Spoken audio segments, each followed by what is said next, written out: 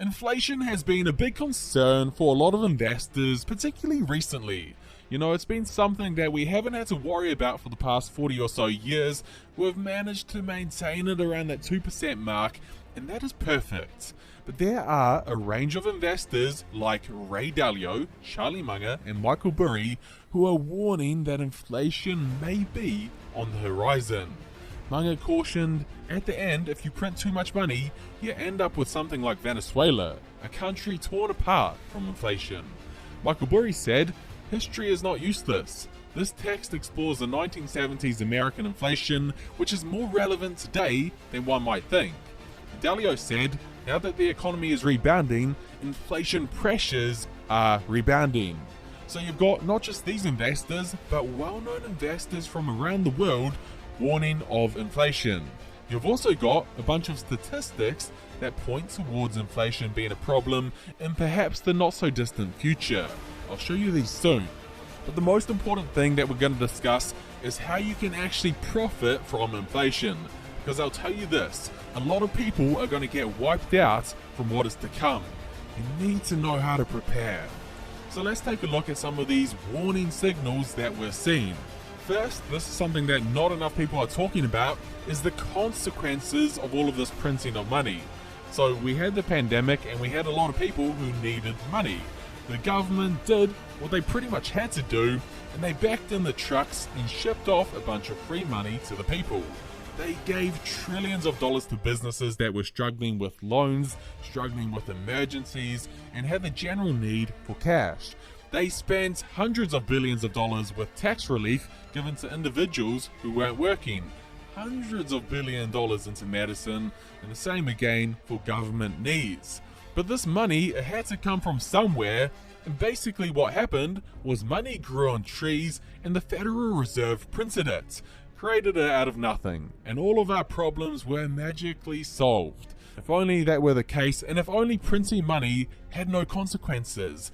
But anyone who understands sound economic principles will know that this isn't the case.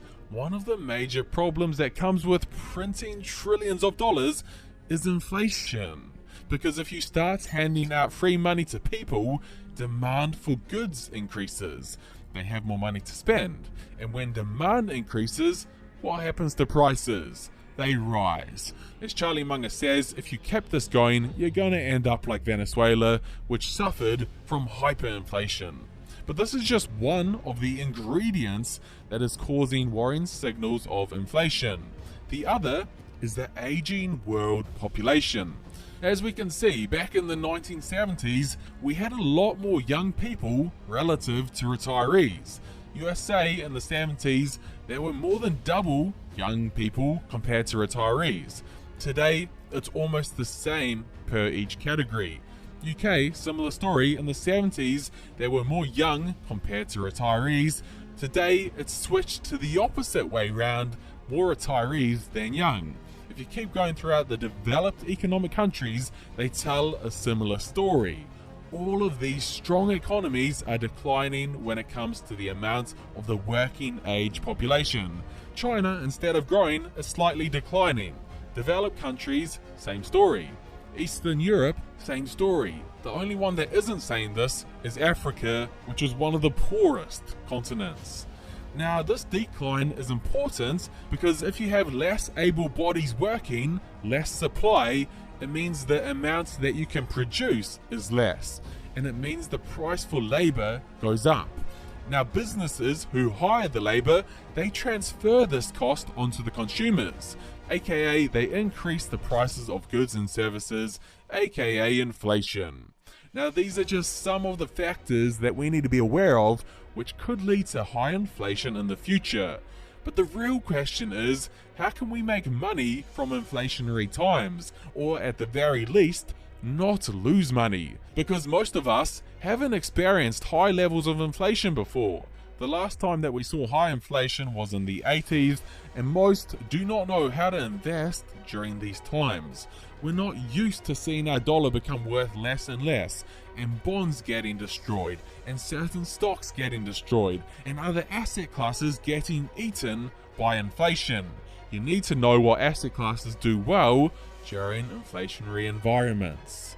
Now, one of the best options to go with, and this is one that I personally, Cooper, am doing, is buying real estate. And to buy this real estate, I'm getting in a lot of debt, about $750,000 worth. So let me show you the math behind this. So the worst asset class to be in during inflationary environments is cash, because obviously your dollar is becoming worth less and less. Now, what's the opposite of cash? Debt. So instead of inflation eating away at your cash, it eats away at your debt. That's one positive of real estate. But then, also with inflation, what happens to the price of your house? It goes up. Inflation rises the prices of everything, including houses. That's another positive for real estate. But also, your rental income increases with inflation. So that's another positive. So if you get into real estate, your debt gets eaten into, making it less of a burden. But 2, the value of your house rises. And 3, the rental payments increase. So with this investment, you're profiting in multiple different ways. And if you do this wisely, you can potentially make a lot of money from it. You can either buy real estate, obviously directly, or if you don't have the money for that, buy a REIT, a real estate investment trust that will invest in real estate for you, and you can get into these at much lower prices, like the examples given here. But real estate is not the only asset which you can profit from in inflationary times. Another asset that tends to do well here is gold. Now let me explain this. So during inflationary periods, investors see their cash drop in value. And so no one wants to hold cash. And they think, what's an asset class that holds its value, that has limited supply, and cannot be watered down in value? And of course, gold is one of the answers. So when investors start seeing inflation, they flock to gold, and it shoots up in price. And if you look at history, it will show you this. The last period of high inflation was from 1970 to 1980. It was very high here, between 5 and almost 15%. And what happened to the price of gold during this time? It shot up like a rocket.